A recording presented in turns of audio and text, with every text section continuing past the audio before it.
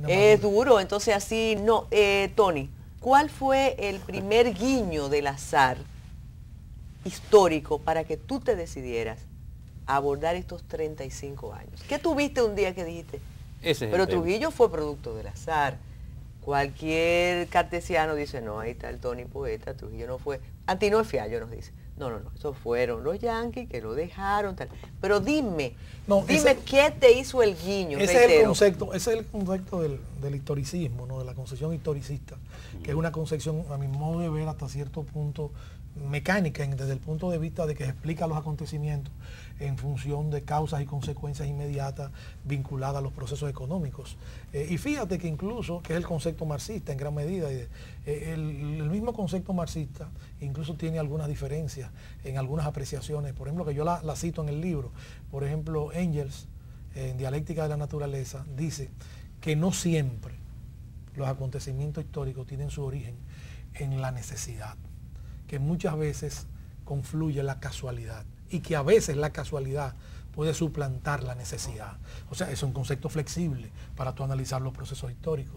El mismo Trotsky, por ejemplo, señalaba en Historia de mi vida, el libro de memoria, señalaba que en definitiva el mismo proceso de la ciencia histórica o aplicado el método científico a los procesos históricos era un modo arbitrario en la que tú seleccionabas desde el punto de vista de los acontecimientos, lo asociaba y le daba un orden, pero que realmente también los hechos casuales estaban permanentemente sucediendo y no obedecen necesariamente a una razón económica. O sea, es una manera de cerrar el proceso de la investigación de los hechos históricos. En derecho penal se utiliza eso también, para establecer vinculaciones entre el autor de una infracción y la infracción. Sí, pero imagínate, cuando hablamos de los seres humanos, estamos hablando de una hondura casi metafísica de la conciencia. O sea, ninguna conciencia es lo suficientemente coherente, ni siquiera para mantener un pensamiento durante 24 horas. O sea, no voy a entrar en psicología, pero ese es otro tema que lo podíamos abordar. Pero oye, no hay una cosa más escindida que la conciencia humana. Entonces, algo tan inestable, o sea, tú no le puedes exigir un orden estricto. O sea, tú tienes que ser flexible para tú analizar los procesos históricos y sociales. Además, cómo se producen. Yo he citado una y otra vez los sucesos del Parque Independencia del 16 de enero de 1962. O sea, Balaguer llama por teléfono al secretario de las Fuerzas Armadas, al general Rodríguez Echavarría, y le dice que esa agitación que tenían los cívicos, la Unión Cívica Nacional en el local del Comité del Distrito frente al Parque Independencia, no lo dejaba trabajar. Resulta que los cívicos tenían ahí dos bocinas pidiendo la renuncia de Balaguer, porque Balaguer se había comprometido a renunciar. Inmediatamente la OEA levantara las sanciones diplomáticas al país, comerciales, y ya la había levantado hacía casi 2 semanas. Entonces pedían la renuncia y se congregaba mucha gente. Entonces es insólito que Balaguer tuviese las ventanas abiertas de su oficina, pues si la tiene cerrada, no creo que la agitación llegara hasta el despacho, la tenía abierta. Le ordena al secretario de las Fuerzas Armadas que le silencie la agitación. El secretario de las Fuerzas Armadas le ordena a la policía porque a la policía que le corresponde. Tuto Arseno Colón, que era el encargado en ese momento, dice que no hay policía para hacer esa labor. Rodríguez Echavarría se indigna y le manda una hilera de tanques con Cuervo Gómez, el teniente coronel Cuervo Gómez, a coger preso a la policía, al Palacio de la Policía, a este insubordinado. No lo encuentra, y entonces indignado dice, vayan ustedes y quítenle las bocinas a la Unión Cívica y vengan para acá. Y ahí sucede un ametrallamiento que desencadena en 72 horas un contragolpe militar, un golpe militar juramentado por Balaguer, un contragolpe militar encabezado por el coronel Fernández Domínguez, y la expulsión de Balaguer y de Rodríguez Echavarría del país por tiempo indefinido. Balaguer suponía o preveía que esa orden que él había dado iba a generar esos acontecimientos que lo iban a perjudicar. Imposible, es el azar. Es el azar, y como ocurrieron los hechos. Y así, por ejemplo, el propio Balaguer, en Memoria de un cortesano, aunque Balaguer le da una connotación muy destinista, o sea, la fuerza del hado, del destino. Pero, por ejemplo, Balaguer señala, cita, por ejemplo, el caso de Waterloo. Él dice, si no hubiese llovido la noche anterior, el resultado de la batalla hubiese sido diferente.